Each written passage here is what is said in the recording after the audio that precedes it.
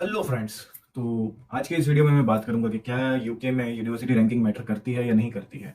क्या इसके बेनिफिट्स हो सकते हैं, क्या इसके ड्रॉबैक्स हो सकते हैं। क्या आपको एडमिशन लेते वक्त यूनिवर्सिटी रैंकिंग को मैटर करना चाहिए या नहीं करना चाहिए। तो आज के इस वीडियो में मैं सभी इन्हीं टॉपिक्स पे बात करूंगा। तो भाई आज का जो टॉपिक है वो मैंने काफ़ी अपने कलीग्स एंड अपने प्रोफेसर्स के साथ डिस्कस करके आज का ये टॉपिक प्रिपेयर किया है। एंड सभी एवेन्यूज़ में आपके सामने रखने वाला हूँ। तो मेक श्योर कि आप वीडियो पर एंड तक बने रहें। एंड चलिए शुरू करने से पहले जो लोग मुझे नहीं जानते हैं उनके लिए मैं बता दूं, मेरा नाम है ईशान मलिक और मैं यहाँ पे यूके में स्टूडेंट्स की हेल्प के लिए वीडियोस बनाता हूँ और मेरे से बनती हर तरह की कोशिश करता हूँ उनकी हेल्प करने की। तो आप में से जो लोग भी मेरे चैनल पर पहली बार आए please subscribe the channel. And चलिए अब शुरू करते हैं। तो अगर यूनिवर्सिटी रैंकिंग की बात करें अगर यूके में, तो सबसे पहले ही मैं यहाँ पर आंसर दे देना चाह रहा हूँ कि यूके की यूनिवर्सिटी रैंकिंग्स जो है वो जॉब मार्केट में कोई इतनी वैल्यू नहीं रखती है, अनलेस अनलेस अगर आपने टॉप 5 यूनिवर्सिटीज में एडमिशन लिया है तो। टॉप 5 यानी यहाँ पर आ जाते हैं Cambridge, Oxford, London school, London university, London school of economics, Warwick, इस तरह की जो टॉप 5 यूनिवर्सिटीज हैं इनको अगर छोड़ दें तो किसी भी दूसरी यूनिवर्सिटी की उतनी कोई वैल्यू नहीं है यूके में जॉब मार्केट में। इसके अलावा अगर मैं बात करूं तो मैंने यहाँ पर मेरे एक फ्रेंड के फादर से बात करी जो यहाँ पर एक तरह से एम्प्लॉयर है यूके में एंड काफ़ी बड़ी कंपनी में एम्प्लॉयर है। तो उन्होंने वो बात कही मुझे कि हमारा जो यूजुअली जो क्राइटेरिया होता है ना जो यूनिवर्सिटीज में से स्टूडेंट्स को हायर करने का या स्टूडेंट्स को जॉब देने का, तो हमारा एक फिक्स पैटर्न रहता है।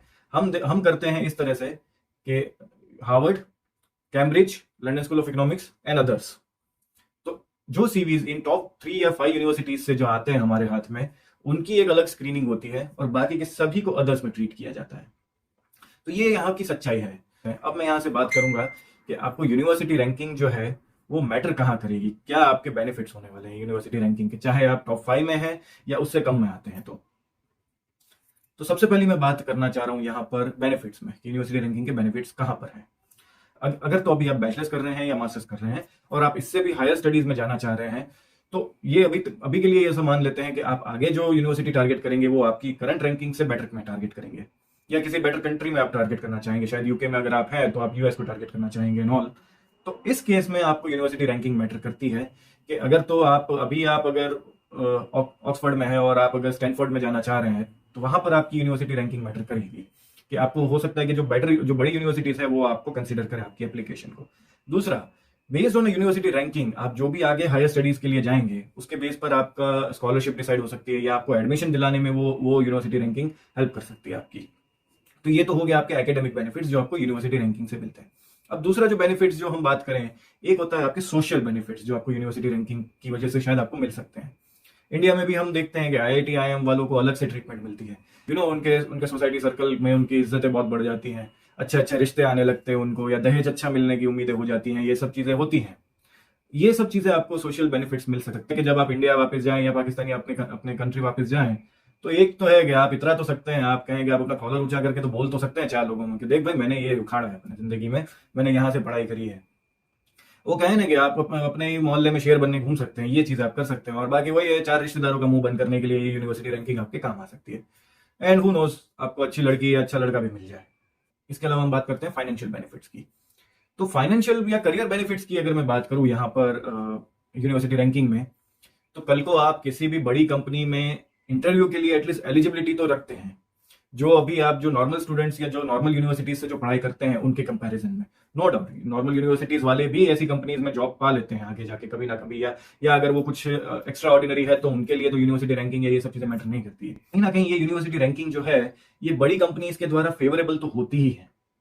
अब ये जिंदगी की हकीकत है, अब हम इसको झुठला नहीं सकते हैं। तो ये कुछ बेनिफिट्स मुझे लगते हैं कि अगर आप यूनिवर्सिटी रैंकिंग को मैटर कर ही रहे हैं तो आप अगर इन यूनिवर्सिटीज को टारगेट कर सकते हैं तो आपको डेफिनेटली आपको रैंकिंग के पीछे भागना चाहिए। अब मैं बात करूं कि यूनिवर्सिटी रैंकिंग के ड्रॉबैक्स क्या है। सबसे बड़ा ड्रॉबैक, जितनी हाई हाई यूनिवर्सिटी या जितनी हाई रैंकिंग होगी उतनी ज्यादा उसकी फीस होगी। अब इसी में मैंने आपको बता दिया कि अगर आप टॉप 5 को अगर किसी भी तरह से अचीव कर सकते हैं तब तो फिर भी ठीक है कि आपका इतना पैसा देना एक बार भी वर्थ है कि शायद आपकी हो सकता है कि ये रिकवरी आ जाए, शायद आ जाए, अगेन ये कोई गारंटी नहीं है। तो अगर तो ये रिकवरी आने के चांसेस भी आपको लगता है कि ज्यादा हैं तो डेफिनेटली आपको रैंकिंग के पीछे भागना चाहिए। बट अदरवाइज जैसे मैंने बोला कि जो मार्केट का जो ट्रीटमेंट, तो आप खुद सोच लीजिए कि क्या आपको यूनिवर्सिटी रैंकिंग के पीछे भागना चाहिए, क्या आपको रिटर्न मिलेगा, ये सवाल आप खुद से पूछिए। और अगर आप पेरेंट्स हैं तो क्या आप अपने बच्चों से पूछिए कि क्या ये पॉसिबल आपको लगता है कि अगले 3 सालों में या 5 सालों में आप जो भी ये 25-30 लाख या 40 लाख जितना आप जो इन्वेस्ट करने वाले हैं यूके यूनिवर्सिटीज की रैंकिंग के नाम पर, क्या ये आप अगले 2-3 साल में रिटर्न ले सकते हैं? उसमें भी अगर आप फ्रेशर हैं या 2-3 साल का ही आपका एक्सपीरियंस रहा है और आप सीधा किसी हाई रैंक यूनिवर्सिटी वाली में जंप करते हैं इस उम्मीद में कि आपको बेटर जॉब या बेटर पोजीशंस मिलेंगी, तो आप ये सवाल पूछिए कि क्या आपको ये मिल सकता है? क्योंकि ऐसा कोई एविडेंसेस नहीं है कि इस रैंकिंग की यूनिवर्सिटी से अगर आपने जो पढ़ाई करी है तो आपको इतने का मिनिमम पैकेज मिलेगा। ऐसी कोई गारंटी आपको यूनिवर्सिटी भी लेके नहीं देती है। दूसरा ड्रॉबैक कि क्या यूनिवर्सिटी रैंकिंग आपकी स्किल्स को डेवलप करती है?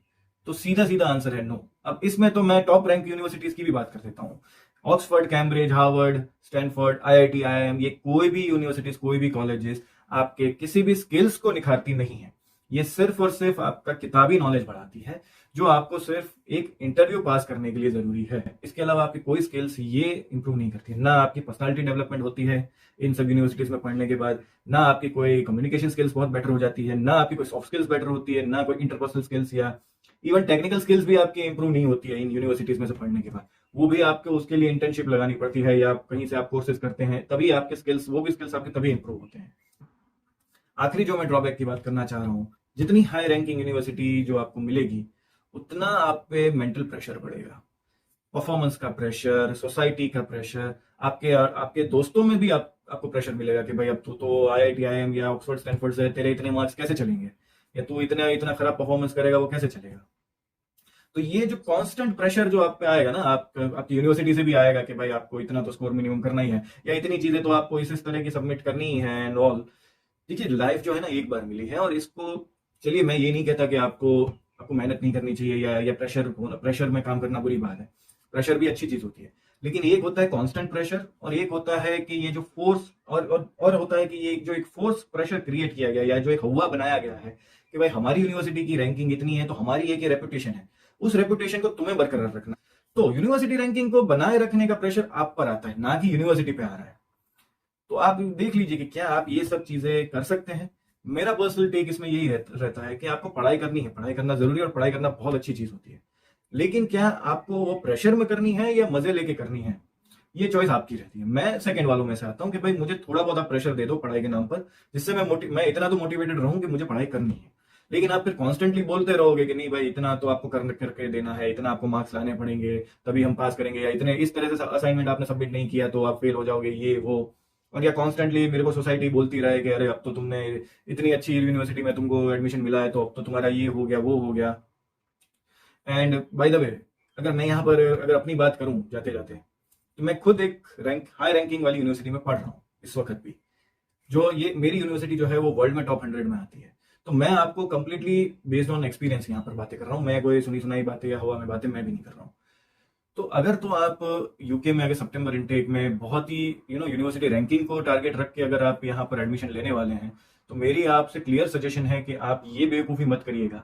मैं ये बेवकूफ़ी कर चुका हूँ और मैं इसके जो भी है ड्रॉबैक्स अभी फिलहाल भुगत रहा हूँ। ड्रॉबैक्स तो मैं नहीं कहूंगा, लेकिन मुझे अभी तक हाई रैंकिंग का अभी तक तो कोई बेनिफिट होता दिख नहीं रहा है मुझे यहाँ पर। तो अगर आपको लगता है कि मेरी बात में कुछ दम है और आपको लगता है कि मैं जो बोल रहा हूँ उसमें कुछ सेंस बनता है, तो आप प्लीज़ इस वीडियो को लाइक करिएगा, कमेंट करिएगा अपने व्यूज़ के, भाई जो मैं बोल रहा हूँ आप उससे इत्तेफाक रखते हैं, नहीं रखते हैं, आपकी क्या सोच है, क्या नहीं है। तो आई होप आपको ये वीडियो पसंद आया होगा। अगर आपको पसंद आया है तो please subscribe the channel and thank you for watching the video.